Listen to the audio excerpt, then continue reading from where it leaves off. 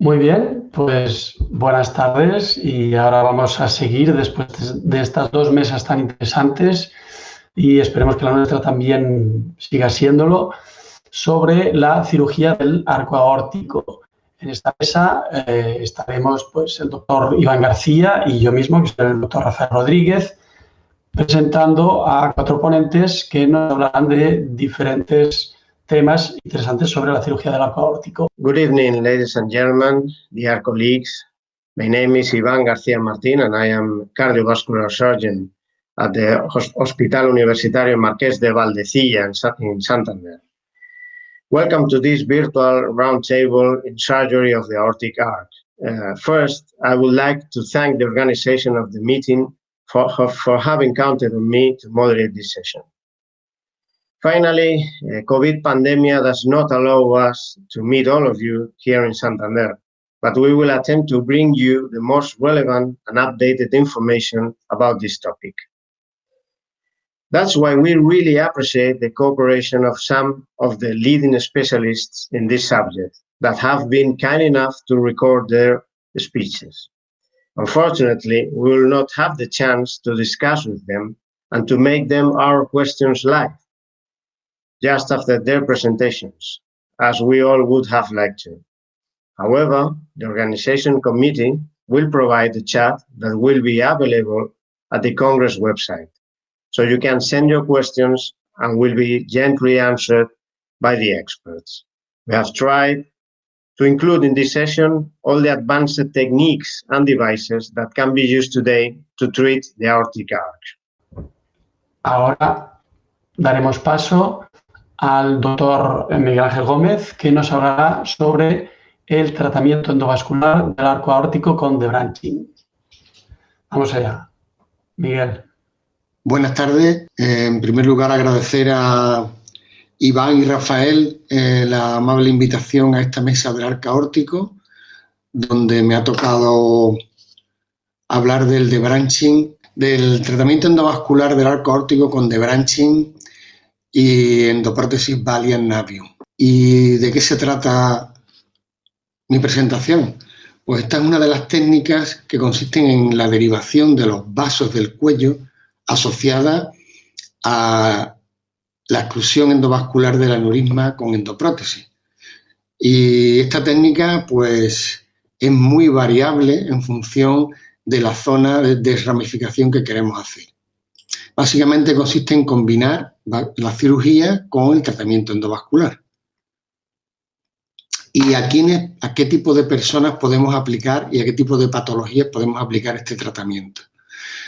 Pues fundamentalmente a cualquier patología crónica y aguda de la aorta descendente, el arco aórtico e incluso a la parte distal de la aorta ascendente.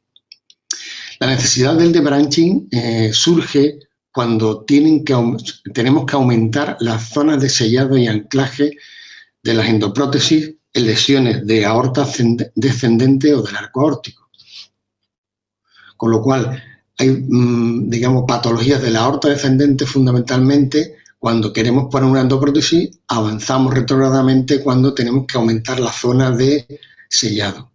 El tratamiento endovascular en la actualidad de la aorta torácica se ha impuesto definitivamente sobre la cirugía convencional.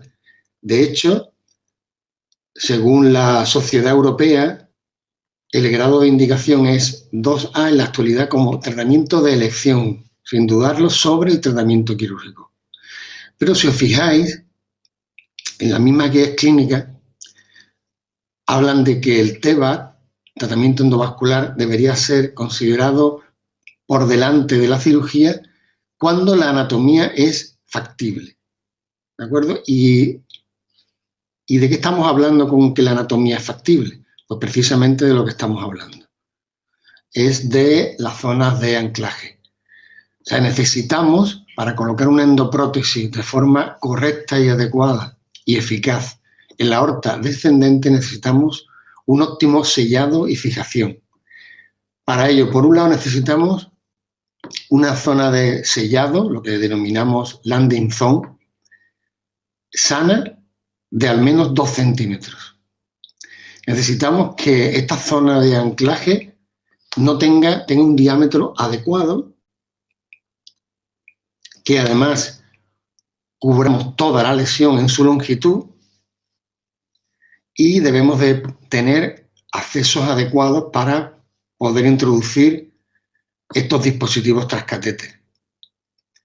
Cuando esta zona 3 o 4 del arco no es factible, hay que avanzar hacia el arco aórtico a zonas 0, 1 y 2, que son las que os señalo aquí en el esquema, y en estos casos es donde tenemos que realizar previamente la desramificación del arco o el debranching.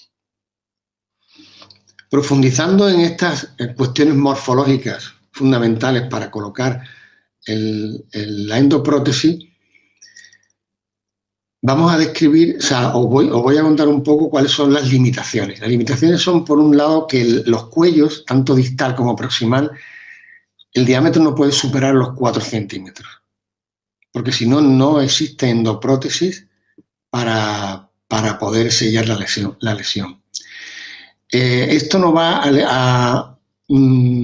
a provocar que nos va a limitar, digamos, la selección de la endoprótesis. No todas las endoprótesis, sus deliveries miden lo mismo, y una vez que sepamos el diámetro del cuello, elegimos la endoprótesis.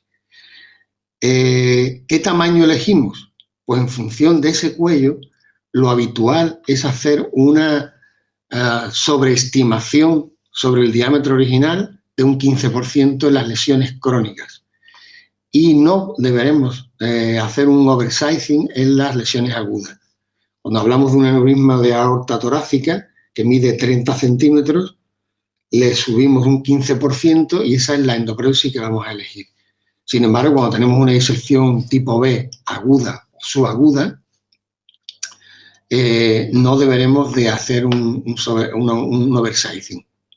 Respecto a la longitud adecuada, es importante a la hora de planificar el procedimiento que nos fijemos sobre todo en la curvatura mayor, no en el center line, porque después se nos acortan los cálculos bastante y a veces tenemos que poner una endoprótesis de más.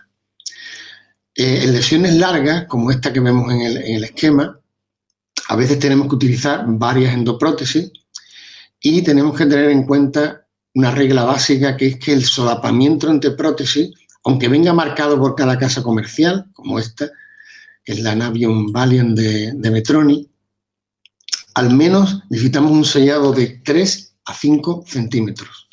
Lo habitual es que si colocamos dos prótesis del mismo tamaño, por ejemplo del tamaño 30, una sobre otra, al menos necesitamos esos 5 centímetros. Cuando colocamos una endoprótesis de un tamaño superior, por ejemplo una 34 sobre una 30, con que solapemos 3 centímetros suele ser suficiente.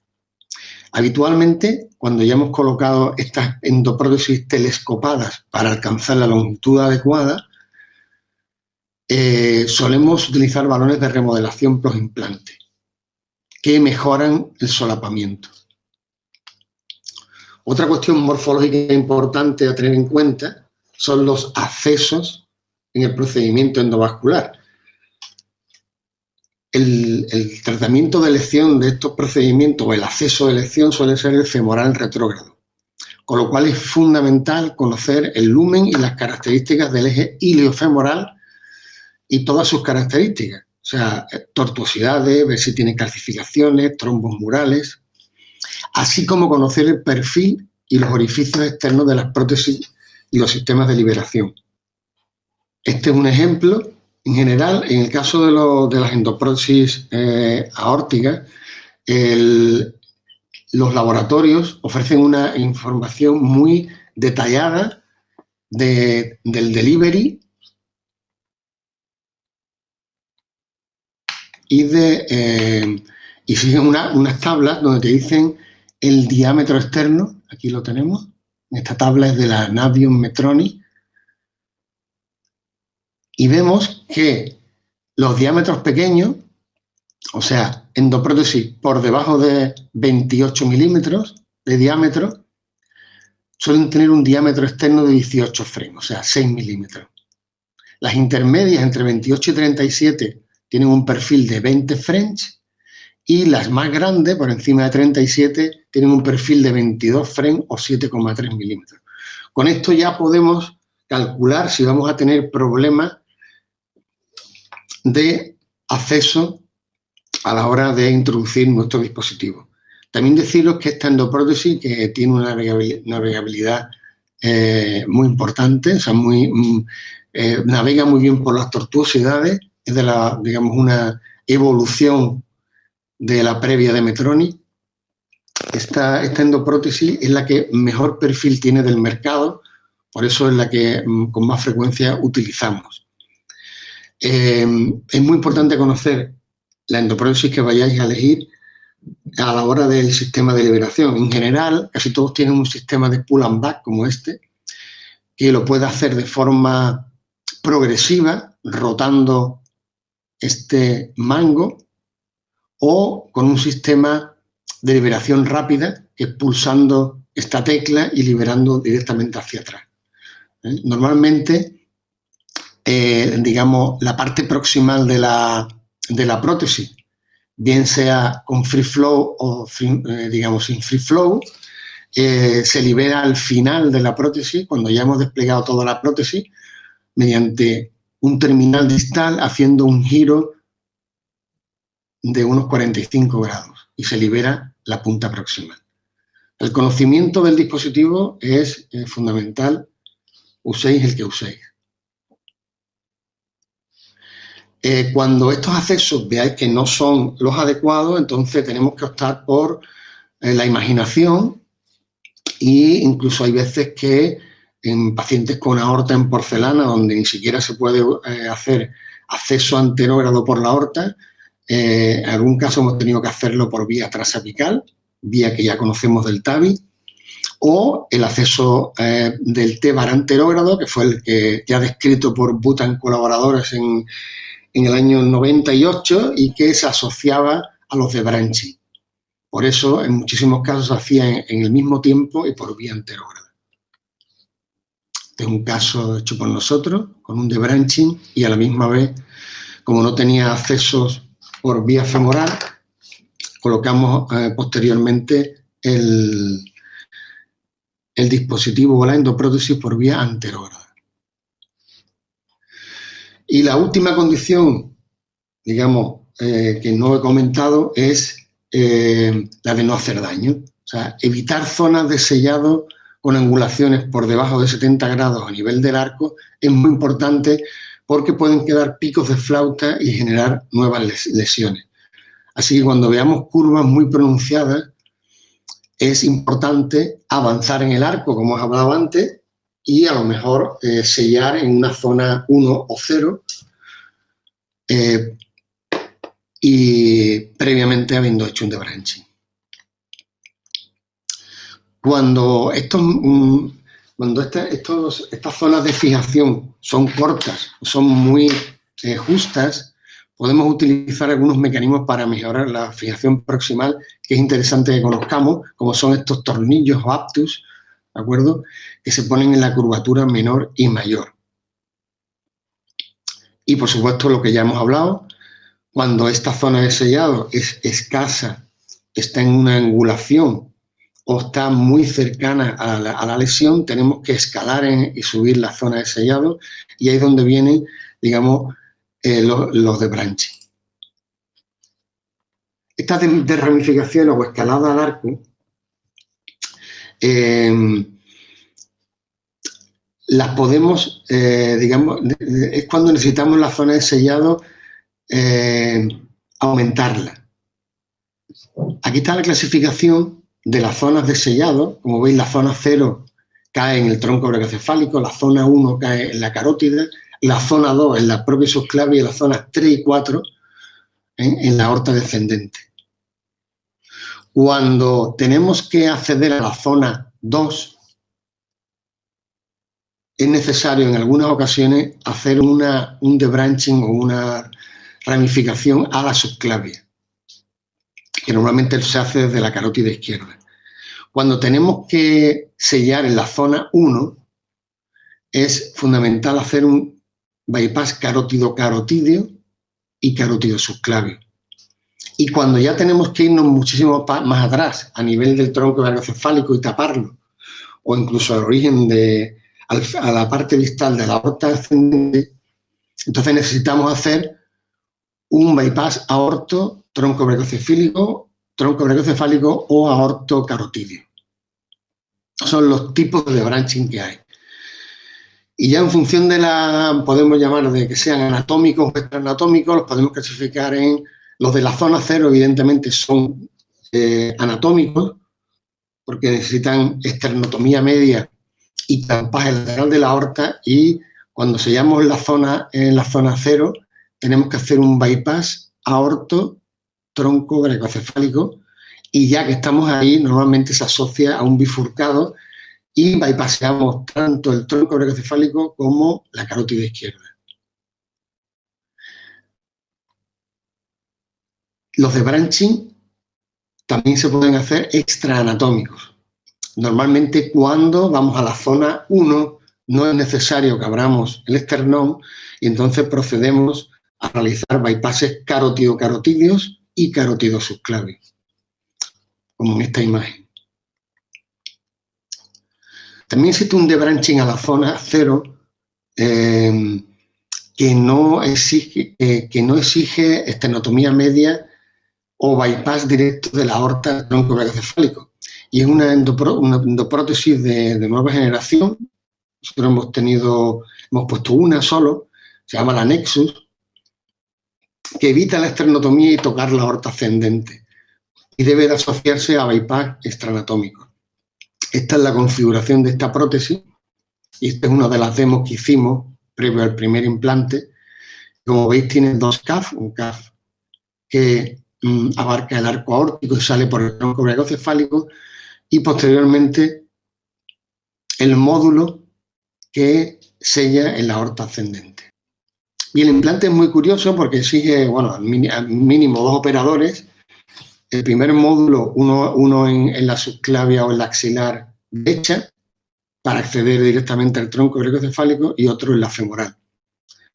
El primer módulo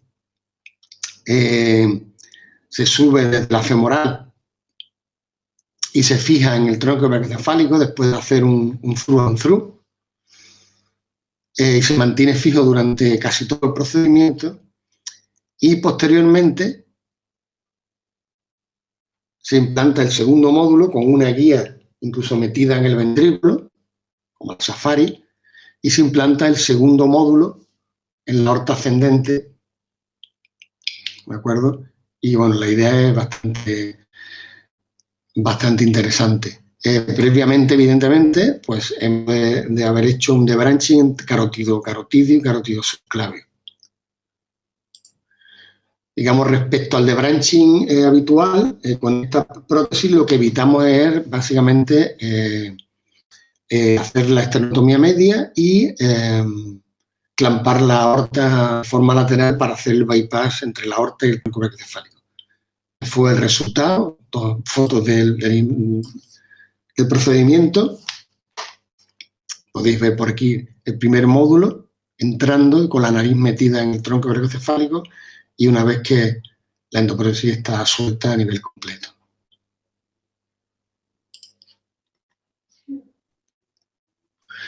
Respecto al momento, al timing del procedimiento, el debranching siempre se hace en primer lugar, evidentemente, pero la intervención completa se puede hacer o en un tiempo o en varios. ¿De acuerdo? La opción 1 es hacer la cirugía derivativa en primer lugar y esperar unas 2 semanas para el procedimiento endovascular, o se puede hacer en el mismo tiempo. La opción 1 o 2 va a depender un poco de cómo sea el paciente y de cómo haya ido esa cirugía derivativa. Nosotros habitualmente hay casos donde estas derivaciones cuestan más trabajo, hay algún sangrado de más, y a veces pues preferimos cerrar, esperar, y en un segundo tiempo colocar la endoprótesis por vía retornada. Si la prótesis no se puede colocar por vías retornadas porque los accesos no son buenos, en este caso la intervención se hace en un solo tiempo, ¿de acuerdo? O sea que normalmente cuando el acceso es anterógrado, en este caso lo hacemos todo en el mismo procedimiento, todo a la misma vez, en el mismo momento.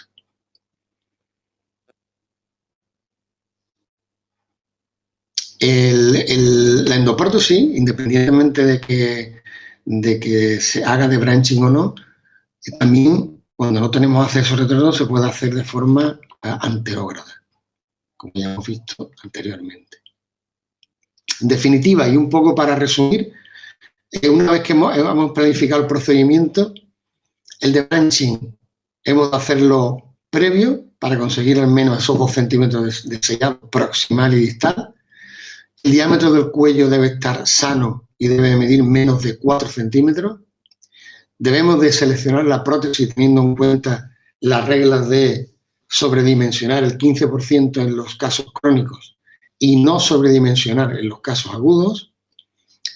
Debemos de calcular la longitud a cubrir basándonos en la curvatura mayor y recordando que los solapamientos mínimos necesarios son de 5 centímetros para prótesis de igual diámetro y de 3 centímetros para prótesis de diferente diámetro. Como detalle es interesante tener claro en la planificación previa del TAC las proyecciones ideales para ver perfectamente la salida de los troncos supraórticos, que normalmente suele ser una proyección oblicua anterior izquierda que nos abre el arco para ver la salida de los troncos perfectamente. Os cuento un poco cuál es nuestra planificación habitual para el procedimiento endovascular, que consiste en abrir una femoral y pinchar la otra. Por la femoral contralateral, lo que hacemos es subir un pistey, que es lo que nos va a guiar durante todo el procedimiento. Y por la otra, lo que hacemos habitualmente es hacer una bolsa de tabaco, como en los tabis, pinchar, subir una guía rígida. En este caso, las guías rígidas no suele ser la Safari, sino suele ser la Lander, una guía que es aún más rígida que las Supersteel, una de las más rígidas del mercado. Una vez que la guía rígida está colocada, procedemos a la introducción de la prótesis. Este es el momento en el que estamos metiendo la prótesis por la arteria. Lo que hacemos es una pequeña incisión longitudinal dentro de esa bolsa y subimos la prótesis muy cerca de la zona de lesión.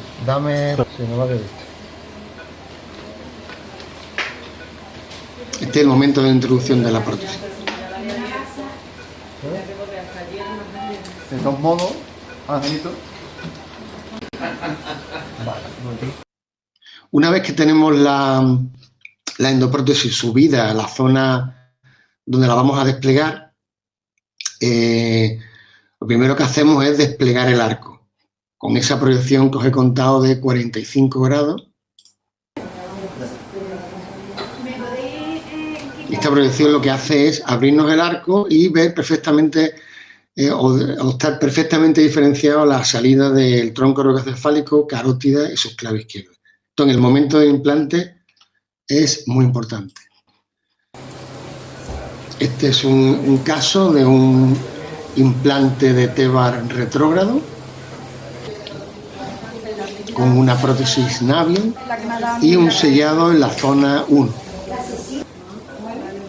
¿Veis cómo utilizamos el pigtail para que ver angiográficamente la lesión y la salida de los troncos? Se ve la salida de la carótida izquierda y de la subclave izquierda, y poco a poco vamos haciendo el pull and back y la prótesis se va desplegando y se va quedando proximalmente la parte con stent libre o el free flow abierta. En este caso hubo necesidad de colocar una segunda endoprótesis. En este caso, como veis, había asociada una úlcera penetrante en la aorta descendente y se colocó una segunda prótesis dentro de la otra. Esta es una Navium Valiant. En este caso cubrimos prácticamente casi toda la aorta ascendente, nos quedamos a unos 4 o 5 centímetros de del origen del tronco celíaco. Comprobamos que se ha cerrado esa úlcera y vemos el resultado final con la exclusión del aneurisma, ¿vale? Y se ha tapado el subclave izquierdo. Bien, este es un caso, como os comenté antes, de acceso anterógrado, donde no es necesario hacer una esternotomía cuando no se hace un debranching, como en este caso. En este caso se accede habitualmente por el tercer espacio intercostal. Ahora os pondré el vídeo y se coloca la endoprótesis, como es el caso que os muestro, en este caso enrasada con la subclave izquierda. El resultado final después de un tratamiento endovascular retrógrado del arco aórtico, sellando la zona cero y previamente un debranching de aorta a tronco verocefálico, un carótido carotidio. En este caso no se revascularizó la subclave izquierda. No, lo que hace es la carótida hacia abajo, porque la hemos puesto la carótida izquierda. Sí, pero a nivel posterior la cienita es la vertebral. A ver, tú dices detrás, ¿no? Os mostré uno de los casos de vía anterógrada, el que antes he comentado. Normalmente nos fijamos en la planificación, es muy importante, porque sabéis que todo el mundo no tiene igual de acostada la aorta ascendente. En este caso, aunque normalmente por el segundo o tercer espacio intercostal es suficiente, es importante que reviséis el TAP previamente. Es una vía bastante cómoda y básicamente consiste en acceder a la aorta ascendente a través del segundo espacio intercostal, tocar la aorta, hacer una bolsa de tabaco, de la que estamos habituados, y utilizar esa aorta ascendente como si fuera una femoral, pinchando, metiendo guías. Al final se trata de colocar una guía rígida para hacer pasar un introductor y sobre ese introductor la endoprótesis. Es que el sistema no tiene una complicación especial, salvo, digamos, la anatómica o el cuidado especial que tenemos que tener con la aorta, que por otro lado es nuestro medio natural. Veis que metemos un introductor de 6 frames por su manejabilidad con las guías y catéteres.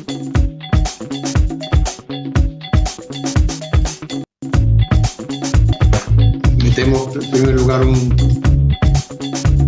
pistay para ver la lesión.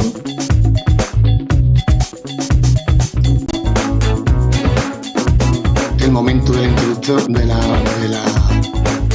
introducción del introductor, que debe ser superior, por supuesto, al del delivery del sistema que vamos a introducir.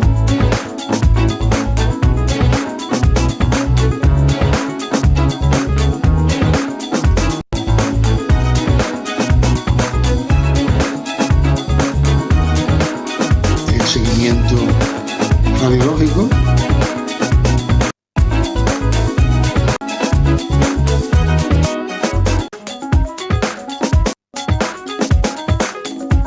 Ahí vemos cómo va avanzando la endoprótesis hasta la zona que queremos anclar. En este caso íbamos a cerrar prácticamente la aorta descendente, enrasando con tronco celíaco por un lado y con distal, nos quedábamos en este caso distal la subclave.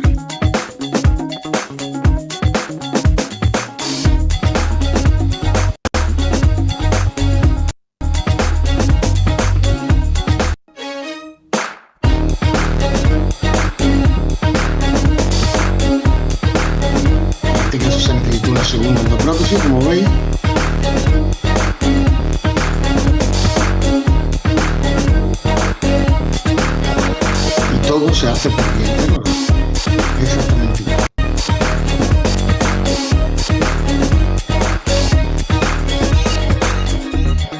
Las marcas que veis en los monitores, lo que previamente hemos marcado es el origen de las arterias viscerales, en este caso.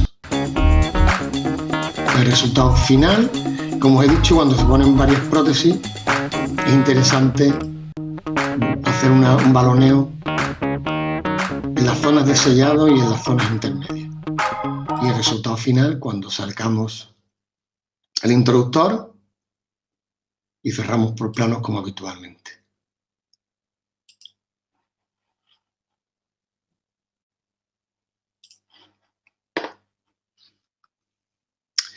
En definitiva, la técnica de debranching más tratamiento endovascular de la aorta descendente o el arco se ha convertido en una opción muy a tener en cuenta en el tratamiento del arco aórtico, y es sin duda el de elección en pacientes añosos o de alto riesgo quirúrgico. Evita la circulación extracorpórea, la hipotermia, evita la mayoría de las ocasiones la esternotomía e incluso el clampaje aórtico, y los resultados a corto y medio plazo son muy buenos. Muchísimas gracias por vuestra atención. Espero que otro año podamos vernos las caras en directo y bueno, le doy paso a los moderadores y al siguiente ponente. Gracias. Thank you, Dr. Gómez Vidal, for this brilliant presentation. Next speaker is Dr. Juan José Legarra, cardiovascular surgeon at the Complejo Universitario de Vigo. He has a vast experience in surgery of the aortic pathology, in particular with the Vita Open hybrid device, probably the biggest number of patients treated in Spain. Y a continuación vamos a oír al doctor Juan José Legarra sobre la utilización de la prótesis híbrida Evita Open para el tratamiento quirúrgico del arco aórtico. Adelante, José. Buenas tardes. Quería agradecer al doctor Iván García y al doctor Rafael Rodríguez Lecoq como moderadores y a la organización del Congreso Nacional por la invitación para presentar nuestra experiencia con el empleo de la prótesis híbrida Evita Open en el tratamiento quirúrgico del arco aórtico.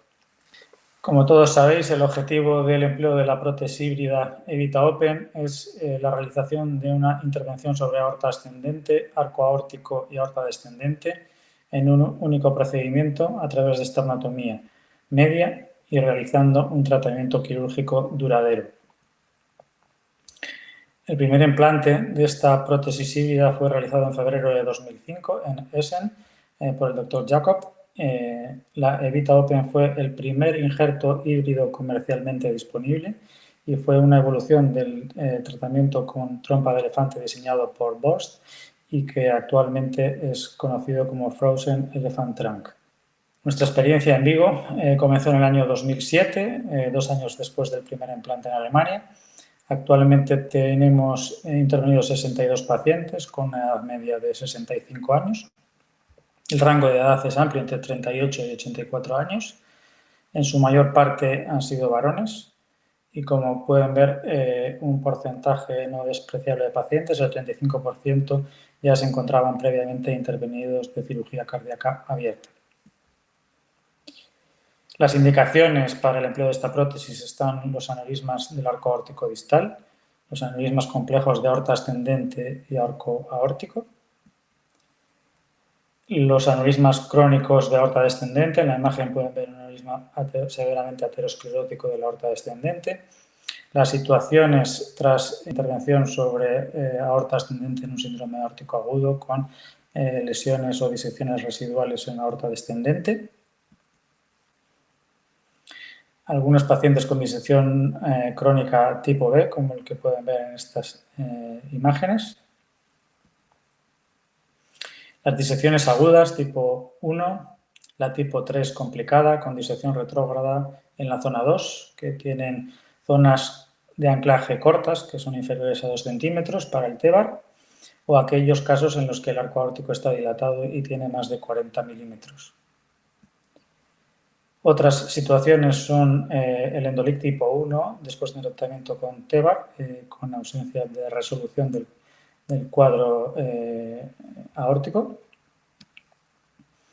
o los pacientes con SINE, con Stent-Induced New Entry, que después de un tratamiento con TEVAR en el arco aórtico desarrollan este tipo de lesión intimal.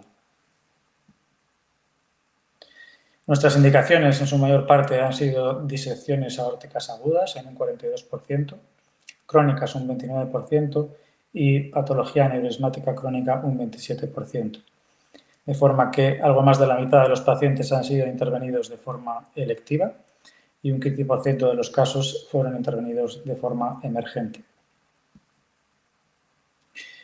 En esta imagen pueden ver un paciente en el que se realizó un Bentall biológico con el implante de la Evita Open, el reimplante del tronco brachiocefálico, el reimplante de la carótida sobre el tronco brachiocefálico y de la subclavia izquierda mediante un injerto de Dacron en esta última carótida izquierda. En la tabla de la izquierda pueden ver el tipo y el número de procedimientos asociados realizados, que pueden ser sobre la válvula aórtica con resuspensión, reemplazo, 7 casos de Bentall, 4 David, 3 pacientes en los cuales se realizó revascularización miocárdica y 4 pacientes en los cuales se realizó tratamiento endovascular de la aorta descendente en el mismo procedimiento. Esto hace que al menos un 42% de los pacientes intervenidos hayan necesitado procedimientos adicionales en el mismo acto quirúrgico.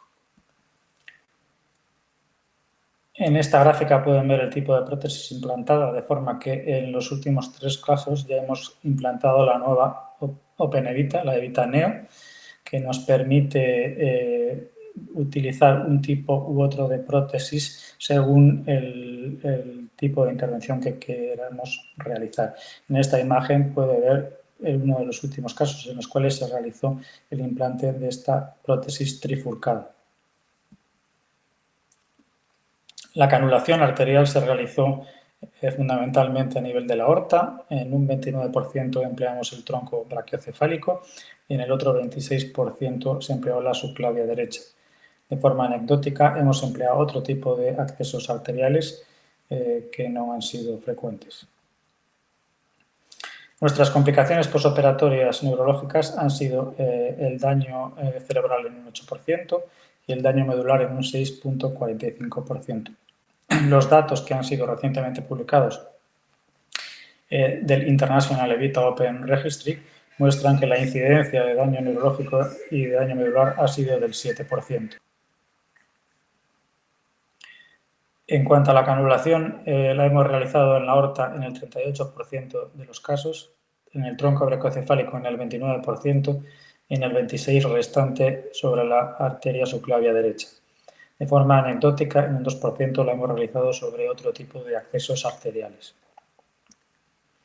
Nuestras complicaciones posoperatorias desde el punto de vista neurológico, en cuanto al daño cerebral, ha sido de un 8% y daño medular del 6,45%. Los resultados publicados en el International Evita Open Registry en la última publicación de este año, del 2020, el daño neurológico y medular ha sido del 7%.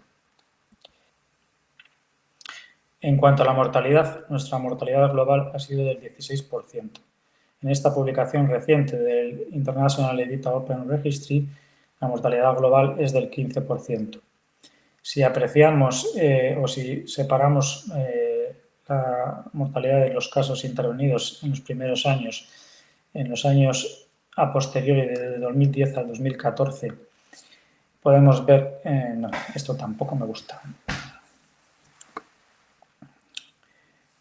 En cuanto a la mortalidad, no.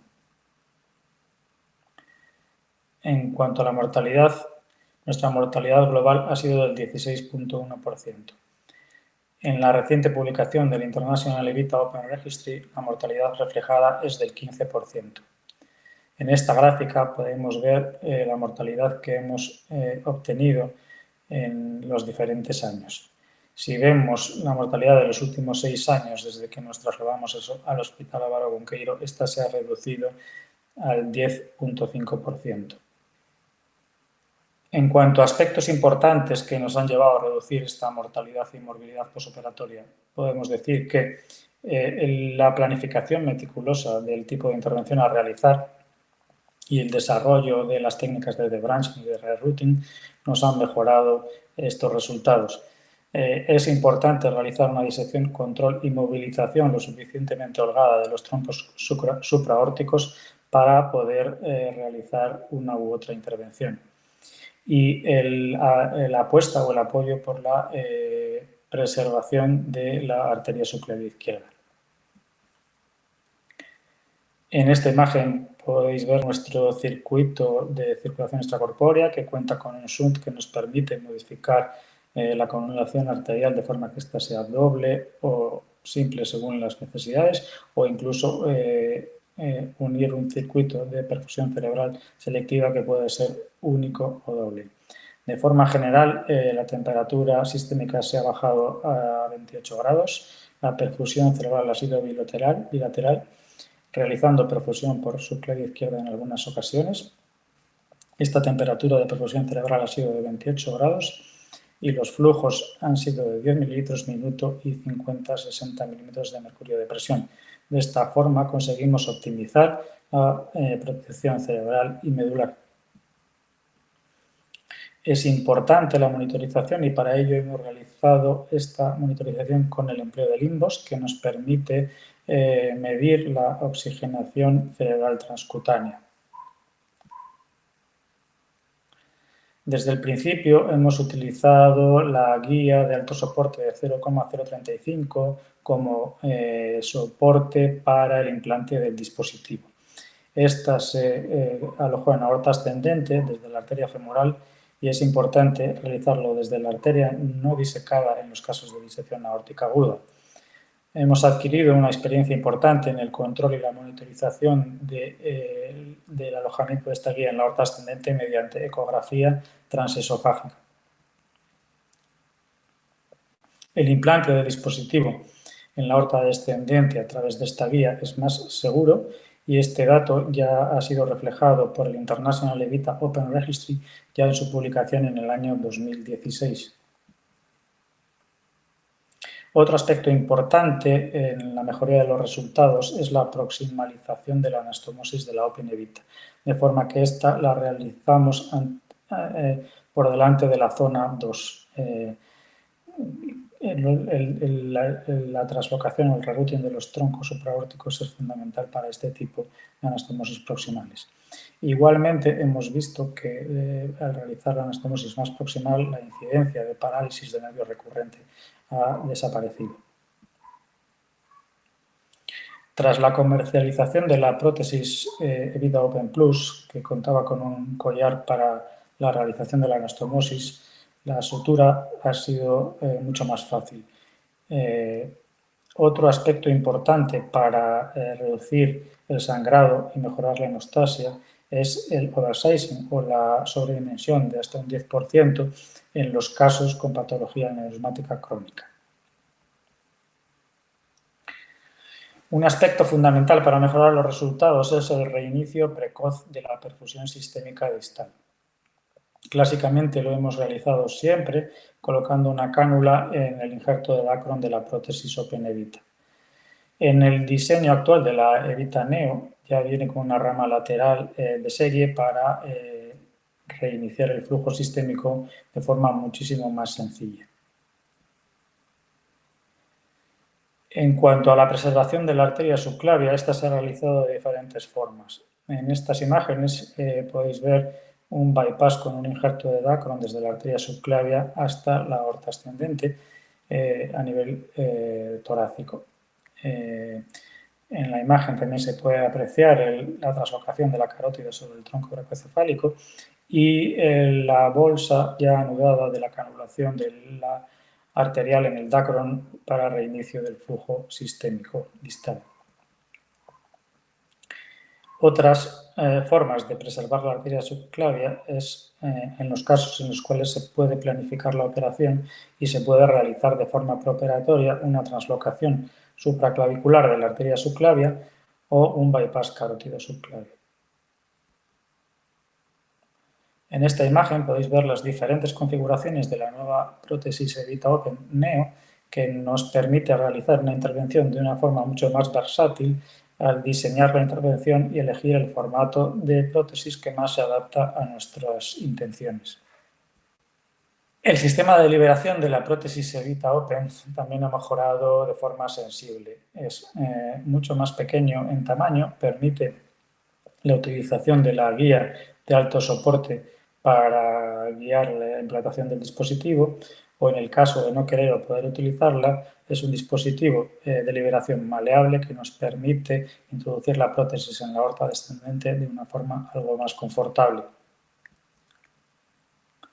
En esta gráfica se pueden ver los resultados a largo plazo de nuestra pequeña serie de pacientes. Los resultados son comparables a los que están recientemente publicados este año del International Evita Open Registry.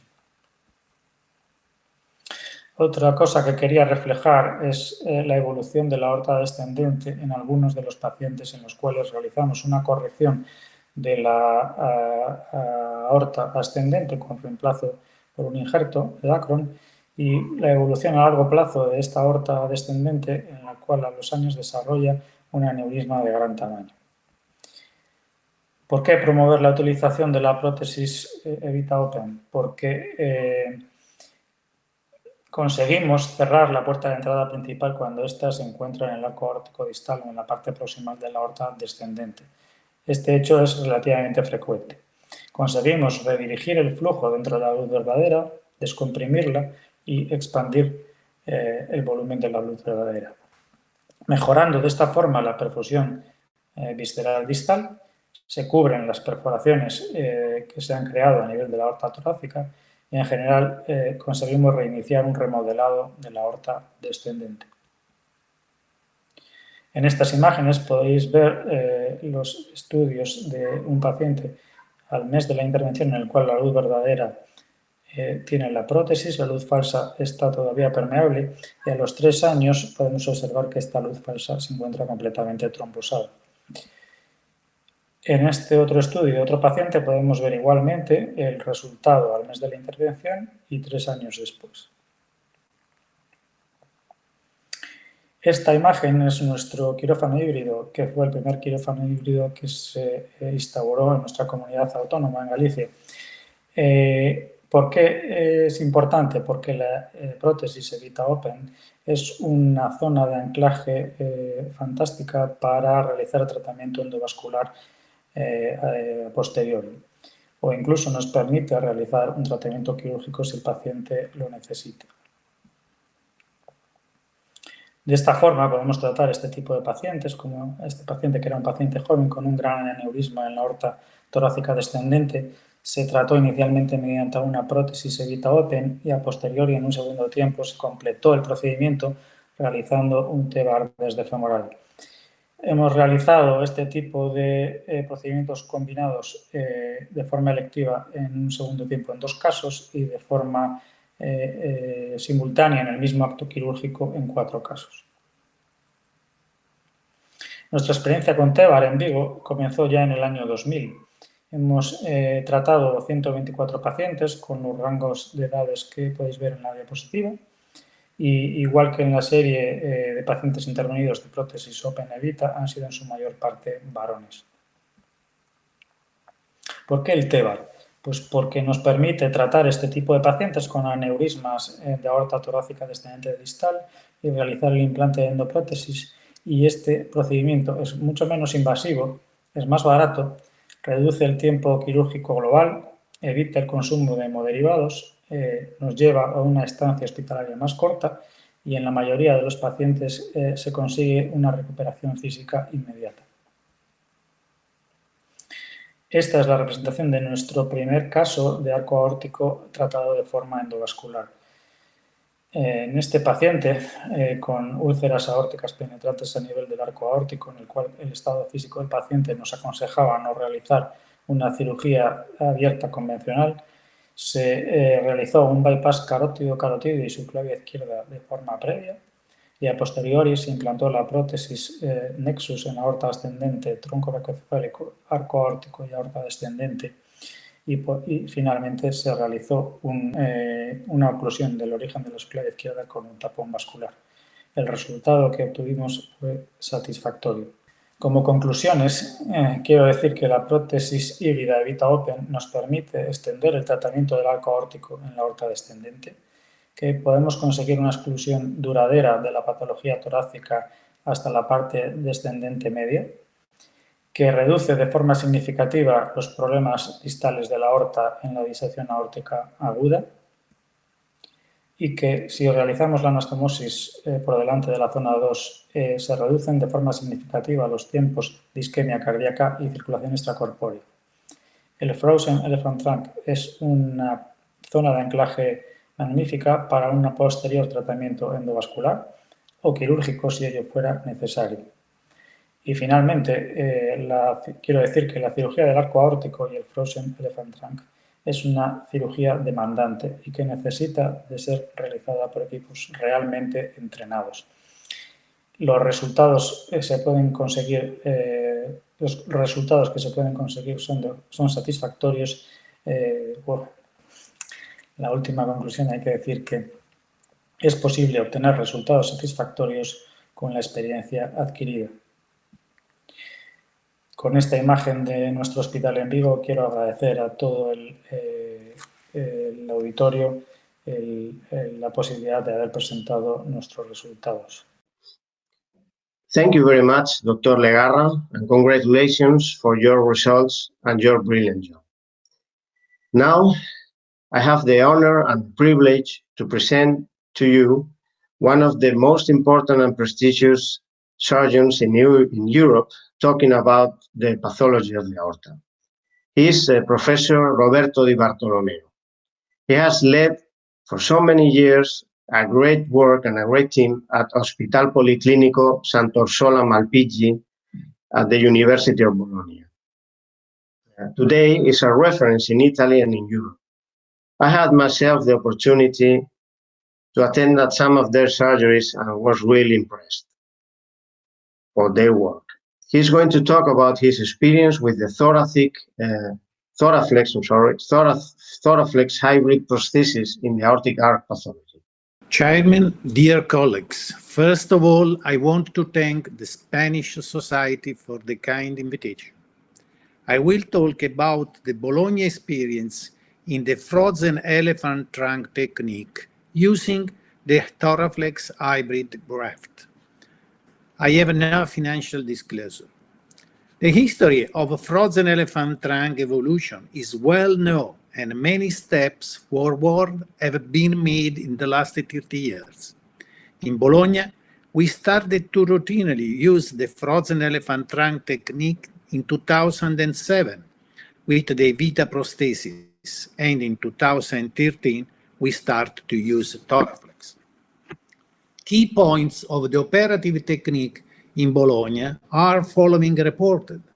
As method of cerebral protection, we use a bilateral antegrade selective cerebral perfusion and a moderate systemic hypothermia at 26 centigrade of nasopharyngeal temperature.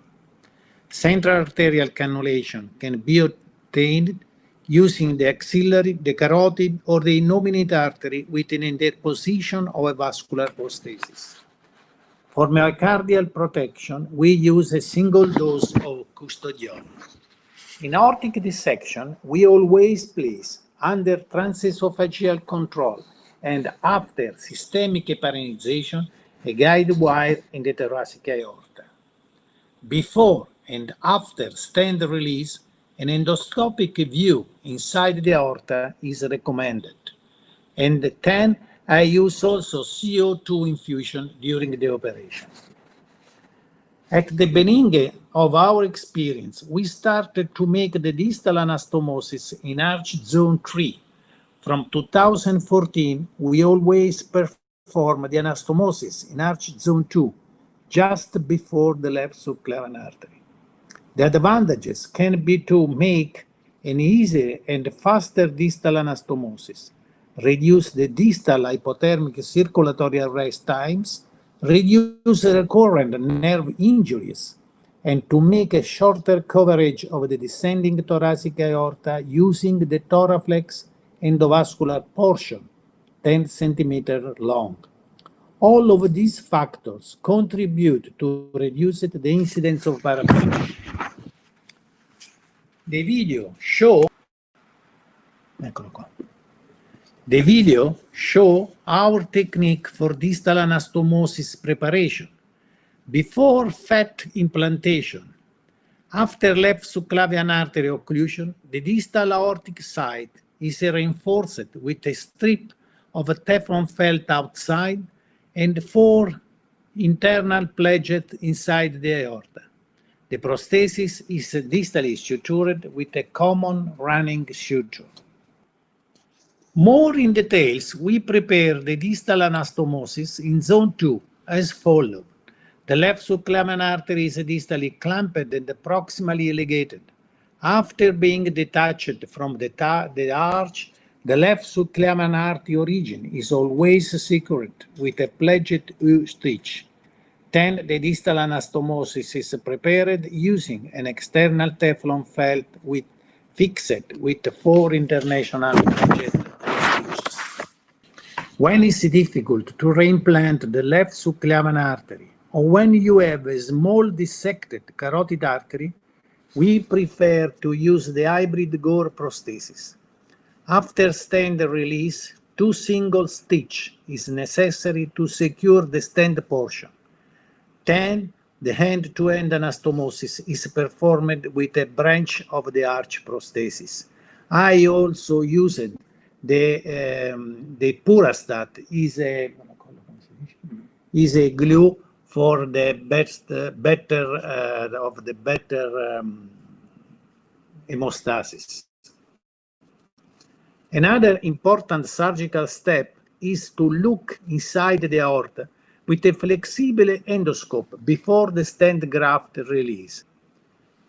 You can see the entry tear in the descending thoracic aorta, and after the stent graft release, to be sure that the stent portion fully expanded and covered the entry tear.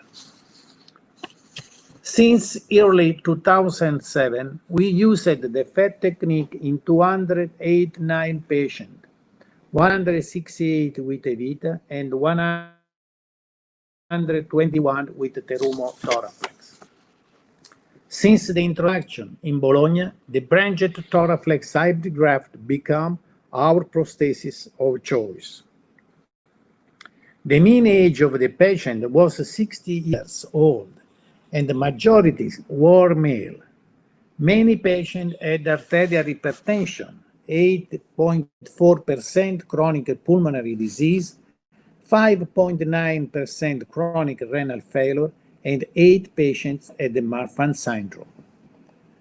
The aortic etiology was acute type A aortic dissection in 70% of the cases, acute type B in 7%, chronic type B dissection in 7%, but the majorities were chronic type A aortic dissection in 51% and degenerative aneurysm in 16%. The indication for surgery were degenerative aneurysm in 20 patients, especially in case of the distal arch and proximally descending aortic aneurysm, possible as a potential single-stage operation, or as a first approach when further endovascular extension are expected. After the first part of our experience, we extended the indication also in acute type A and type B aortic dissection. The FET technique should be considered in all patients with acute type aortic dissection when the primary entry tear is localized in the aortic arch or in the proximal part of the descending aorta, to treat associated malperfusion syndrome in case of a retrograde dissection or true lumen compression, in complicated acute type B aortic dissection when TEVR is not recommended and in the young patient.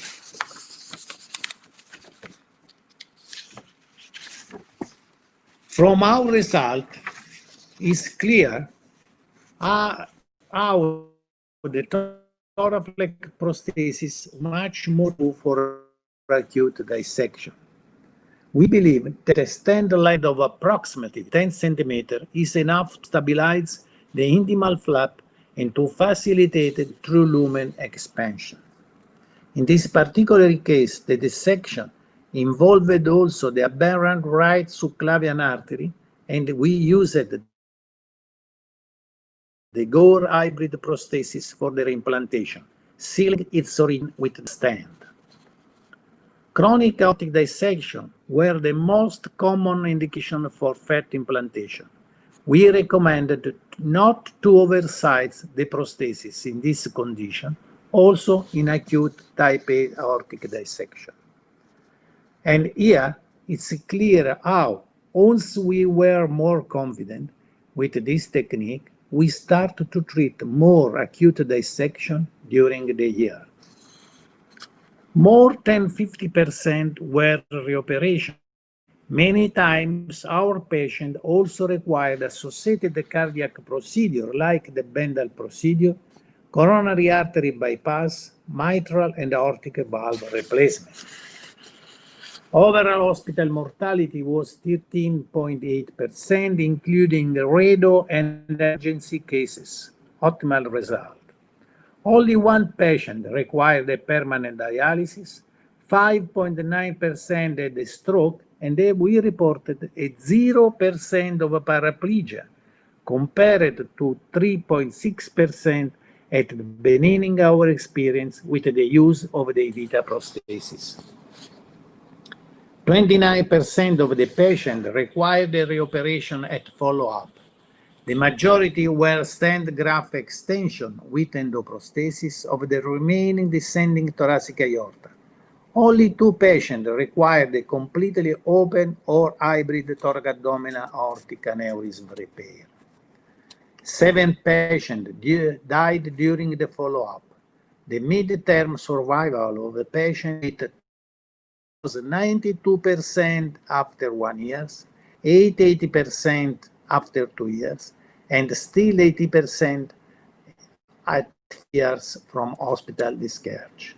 In conclusion, the refinement of the FET technique associated with the introduction of hybrid device contributed to improve early and late outcomes. Proximalization of the distal anastomosis facilitated sarc reconstruction with a significant reduction of the visceral ischemia time and paraplegia. Thoraflex hybrid is our prosthesis of choice in both acute and chronic condition because it facilitated the procedure and reduced postoperative complication. Thank you very much for your attention. Thank you very much, Professor Di Bartolomeo. It's a great privilege to all of us to attend such a brilliant class. To close these exceptional sessions, we have now the presence of one of the most influential young cardiovascular surgeons in Europe. He's Luca Bertoglio. He has worked with Professor Roberto Chiesa at Hospital San Raffaele in Milan. They have published many specific articles in this topic and showed their work at the most important endovascular meetings like London or New York. He's an expert in endovascular and minimal invasive complex aortic pathology, and he's going to talk about the total endovascular treatment of the aortic arc.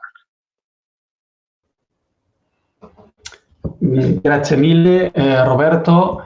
Muy interesante esta charla del gran profesor Roberto Di Bartolomeo, el cual, pues como todos sabemos, tiene una experiencia amplísima en el empleo de la prótesis Thoraflex y en general en la cirugía de arco aórtico. A continuación seguiremos con el doctor Luca Bertoglio, que nos hablará sobre la reparación endovascular completa de la patología del arco aórtico. Adelante, por favor. Dear colleague, it is a pleasure to present this video regarding an endovascular repair of an arch aneurysm in an unfit patient performed here at San Raffaele Hospital. These are my disclosure. I'm consultant for Cook Medical. We decided to treat this 77-year-old male due to his COPD that needed O2 supplementation by night, and also due to his renal failure. He was scheduled to start the dialysis in 1 month. The case was suitable for a branch repair due to the fact that the ascending aorta was quite homogeneous, 38 millimeter, and quite long. The aneurysm was on the concavity of the arch, and the distal aorta was a little bit more narrow compared to the ascending aorta. So we had to design a graft which was tapering in the distal part in order to successfully exclude the aneurysm. While we were waiting the manufacturing of the graft, we performed a carotid subclavian bypass with a 6 millimeter Dacron tube, and we occluded the origin of the prevertebral subclavian artery with an Amplatzer plug in order to prevent retrograde filling of the aneurysm from the carotid subclavian bypass. The endovascular procedure starts from the catheterization of the head vessels. From the brachial axis, a wire is advanced in the carotid artery, passing through the carotid subclavian bypass. A 7 French sheet flexor hook is advanced in order to have the tip at the origin of the common carotid artery in order to have a marker. From the femoral axis, a transvenous catheter for cardiac pacing is placed. In these cases, we use the fusion imaging from our hybrid room in order to have a second reference marker combined to the sheet that are from the head vessels at the origin of the supraortic vessels. And here you can see that the fusion imaging is adjusted according to a first angiogram, which is shoot after having set the software. Then we have to cross the valve with the wire. Usually we use an Amplatzer 1 catheter. The wire is advanced in the ventricle. In a right oblique or anterior projection, we check the deepness of the guide wire in the ventricle so that the double curved landerpiece can be gently exchanged over the catheter in order to avoid left ventricle perforation. Then the stent graft is tracked through the iliac axis from a right femoral percutaneous approach in this peculiar case. The second operator has to hold the wire in order to not slip out from the ventricle, and then we place the stent graft in position. Now the deployment of the stent graft is performed under cardiac pacing in order to have a precise deployment. In terms of reference, the last second marker should be at the level of the origin of the common carotid artery in order to be sure that the last inner branch is proximally to the origin of the carotid, and so you will be able to both bridge the common carotid and the innominate. Then the second operator has to pull different wires on the handle. The first operator is holding the stent graft in place while the pacing continues. And here you can see that the different knots have different function. So now it opens the inner threefold wires. Now we will remove the reducing ties of the stent graft. And then finally we will deattach the stent graft from the end of the device. Then the cardiac pacing can be stopped, and we remove the tip of the delivery system far from the aortic valve, and we retract the stiff guide wire from the ventricle in order to be sure to do not damage the ventricle during unnecessary maneuvers. Both radial pressure are symmetrical, so the head vessels are symmetrically perfused. We have radial pressure monitoring both sides. So we start moving from on the carotid axis to bridge the innominate portal. Usually with a Bernstein and a J-wire, you are able to gain the access to the inner branch. In order to be sure to be in the branch and not outside of the stent graft, is to perform a OmniFlash test. Basically, you push an OmniFlash catheter and you hook the inner branch in order to be sure to be in and not outside the stent graft.